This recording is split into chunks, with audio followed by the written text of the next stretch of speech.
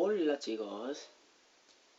Bueno, ahora que están de moda los spinners y eso, estas mierdas, ¿sabes? Estas mierdas. Pues se me ha ocurrido una cosa. Hay mucha gente a la que dice, no me gusta este spinner porque suena mucho. Vamos, enfermo. Tendrá que sonar sí o sí. Si le tienes lleno de mierda, te metes en el bolsillo que tiene las palomitas del otro recreo. Coño, pues tendrán que sonar, ¿no?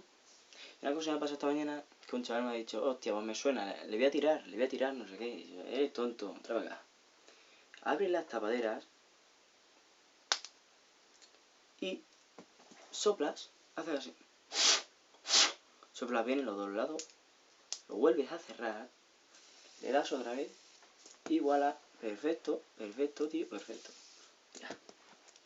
El mío va perfecto. Lo que pasa que yo como le he pintado, está hecho mierda, ¿sabes? Está hecho mierda. Bueno chicos, espero que haya servido de algo este consejo. Y que yo qué sé, ya está.